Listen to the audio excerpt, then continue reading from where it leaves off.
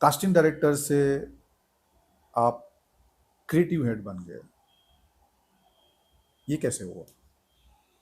2012 में मुझे याद है आपका फ़ोन आया था मुझे कि जब मैं कास्टिंग ही कर रहा था, बड़े बड़े शोज़ कर रहा था। ऐसा कोई प्रोडक्शन हाउस नहीं जहाँ मैंने कास्टिंग नहीं की, बट कास्टिंग में मैं पक चुका था। मैं कोई अच्छा, आप फेड अप हो चुके थे। कास्टिंग डायरेक्टर बनना नहीं चाहता था, मुझे कोई शौक नहीं था, बट बन गया। लोगों ने कहा नहीं तेरी कास्टिंग सेंस अच्छी है। मैं इनिशियली असिस्टेंट डायरेक्टर था, असिस्टेंट राइटर था। वो मुझे क्रिएटिव काम करने का बहुत शौक था, बट मुझे कभी ऐसा मौका मिला नहीं। 2012 में आपने जब मुझे बुलाया कि मेरे कुछ शो की कास्टिंग करनी है या तुम मुझे ज्वाइन करोगे मेरी कंपनी में एज ए कास्टिंग डायरेक्टर, तो पहले तो मुझे इतना मतलब वो लगा कि आई थिंक तुम ज्वाइन तो हुए थे as a casting director only, because हाँ, मुझे तो पता नहीं था कि तुम क्रिएटिवली भी इतने स्ट्रांग हो सकते करेक्ट हो। करेक्ट। वो वहाँ क्या था, मतलब वो थोड़ा मुझे भी याद कराओ यार, how you become casting director? वहाँ जब मैंने आपको as a casting director join किया, मैंने जी। चलो कर लेते, you like a brother to me, and मैंने कहा चलो रुपेश जी ने बुलाया तो काम कर लेते हैं। मैंने सोचा था 2-4 महीने करूँगा, छोड़ दूंगा। मुझे लगा फिर से मैं कास्टिंग के लिए मुझे बुलाया जा रहा है। आपका कुछ सीरीज या आपके कुछ पायलट की कास्टिंग चल रही थी, but when I joined you as a casting director, but जी। लेटर ऑन फिर जब आपको मेरा हिडन टैलेंट समझ में आया कि मैं अच्छा राइटर भी हूँ और अच्छा मुझे डायरेक्शन सेंस भी है, मैं स्क्रिप्ट सेंस भी अच्छा है, तो आप मुझे याद है हमारा एक शो छुपाऊं कैसे लागा चुनरी में था, करेक्ट करेक्ट जो करेक्ट। उस वक्त डीडी में अप्रूव हुआ था, जो आपने डेली सोप था वो। हाँ एग्जैक्टली। जब वो शो अप्रूव हुआ तो उस शो पे मैं आपके साथ कास्टिंग के अलावा हम लोग स्क्रिप्टिंग पे बैठते थे और कास्टिंग में बैठते थे। वहाँ मुझे लगता है कि आपने मुझे कहा हाँ। कि एक काम कर, कास्टिंग तो हो गई है, अब तू इस शो को हैंडल कर। करेक्ट। तेरा स्क्रिप्ट सेंस अच्छा है, तेरा डायरेक्शन सेंस अच्छा है, तूने काफ़ी साल इंडस्ट्री में गुजारा है, तो मुझे लगता है ये शो को तू हैंडल कर।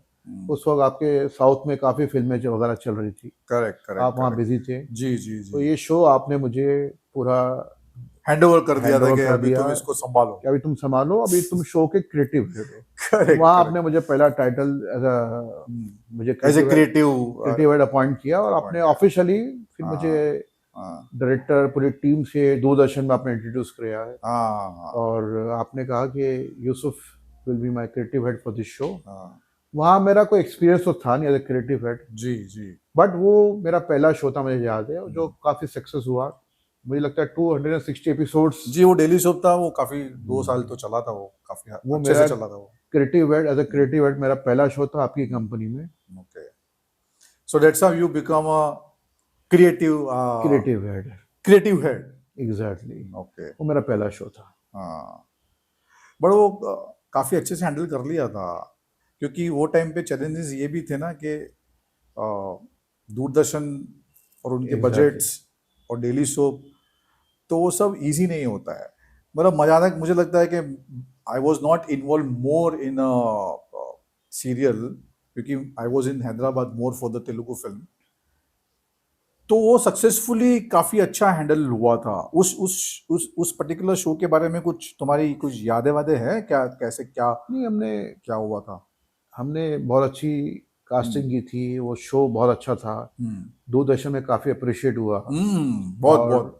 उसका टीआरपी भी अच्छा था। उस टाइम टीआरपी गेम बहुत था, अभी भी है, तो शो सक्सेस था। अब और मुझे खुशी थी as being a creative head, मेरे अंडर में वो शो काफ़ी अच्छा सक्सेसफुल हुआ, और आपने जो भरोसा किया मेरे पे as a creative head, successfully वो मैं शो कर पाया। और दूरदर्शन का बजट सबको पता ही होता है कैसा था, बट हमने कम बजट में बहुत अच्छा शो बनाया, जिसमें दूरदर्शन से भी काफ़ी अप्रिसिएशन मिला आपको। नहीं, बहुत अप्रिसिएशन मिला था, वो शो काफी सक्सेसफुल रहा था। बट मुझे जो तुम्हारा क्रिएटिव हेड का, या क्रिएटिवली जो मुझे जो तुम्हारे पे कॉन्फिडेंस आया, वो शायद तुम्हें नहीं पता होगा, बट मैं तुम्हें आज बता रहा हूँ। वो छुपाऊं कैसे से नहीं आया था। छुपाऊं कैसे तो एक एक टाइमिंग था, सिचुएशन था, जो मैंने बोला कि चलो यार तुम थोड़ा सा हैंडल कर लो, मेरे बिहाफ पे तुम जाओ, थोड़ा देखो कैसे कैसे काम चल रहा है। डायरेक्टर भी काम कर रहे, सब कर रहे थे, तो मैंने कोई इतना तुम्हारे तुम्हारे टैलेंट को वो टाइम पे मैंने कोई नोटिस नहीं किया था, to be very honest. But जब हमारा सीरियल आया सावित्री बाई फुले, ओके। ठीक है, अब ये ऐसा सीरियल था कि जो एक पीरियड सब्जेक्ट है, उसमें मेकअप है, गेटअप है, पीरियड ड्रामा है, कॉस्ट्यूम्स है, ऊपर से आप जब पीरियड ड्रामा बनाते हो तो आपको बहुत पर्टिकुलर रहना पड़ता है। आप फिक्शन की तरह उसमें कुछ कहानी घुमा नहीं सकते, आपको उस दायरे में रह के रियल कैरेक्टर को आपको एस्टैब्लिश करना वो तो इजी नहीं था। और वो शो का मुझे बहुत टेंशन हो गया था। वो इसलिए हुआ था कि उस बार वो टाइम पे क्या मुझे याद है आज भी कि एक पर्टिकुलर बजट तो था कम, बट कुछ ऐसी चीजें हुई थी दूरदर्शन में कि उन्होंने बोला कि ये जो बजट है इसका 30% और कट जाएगा, अगर आपको करना है तो करो, नहीं करना है तो छोड़ दीजिए। अब हमको तो काम की जरूरत एज ए प्रोड्यूसर हमेशा रहती थी। तो वो शो मैंने याद है बहुत ही कम बजट में करना पड़ा था, और वो कम बजट में भी हम लोग ने वो शो को इतना अच्छा बनाया था। तो उसमें तुम्हारा क्रिएटिव टैलेंट मुझे दिखा कि नहीं यार, ये शो को इतने बजट में इतना अच्छा क्रिएटिवली हैंडल करना, मतलब ये तो सबकी बस की बात तो नहीं थी। कुछ याद है सावित्रीबाई फुले के बारे में? नहीं, वो शो मैं कैसे बोल सकता हूँ भाई, वो मेरा फेवरेट शो है।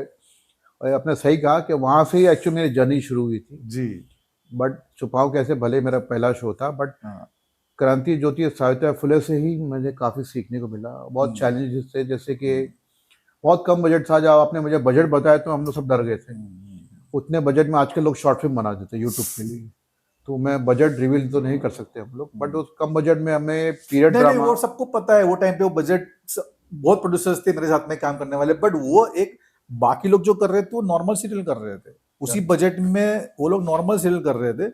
और जो मैंने सीरियल, हम लोग ने जो सीरियल किया था वो पीरियड सब्जेक्ट था। Correct correct. सावित्रीबाई फुले, ये फर्क था। Bedroom drama, living room drama, kitchen politics जैसे ड्रामा करना बहुत इजी होता है, बट पीरियड सब्जेक्ट, वो भी महात्मा ज्योतिबा फुले, क्रांति सावित्रीबाई फुले, इन आप पे कुछ बनाना, छेड़छाड़ नहीं कर सकते, आपको वही बनाना पड़ेगा जो हुआ है हिस्ट्री में। सेट क्रिएट करना, फिर किताबें पढ़ना, रिसर्च करना, वो एक बहुत बड़ा चैलेंज था। बट हमें खुशी है कि हमने मिलके वो शो बहुत अच्छा बनाया। वो भी अगेन बहुत अप्रिशिएट हुआ, आज भी उसकी तारीफ होती है। और मेरे करियर के 2 शो हैं जिससे लोग मुझे आज भी पहचानते हैं, चाहे वो दूरदर्शन हो चाहे बाहर हो।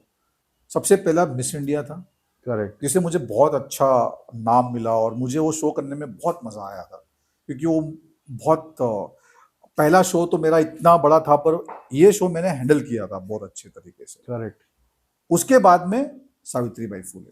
करेक्ट। Connecting my people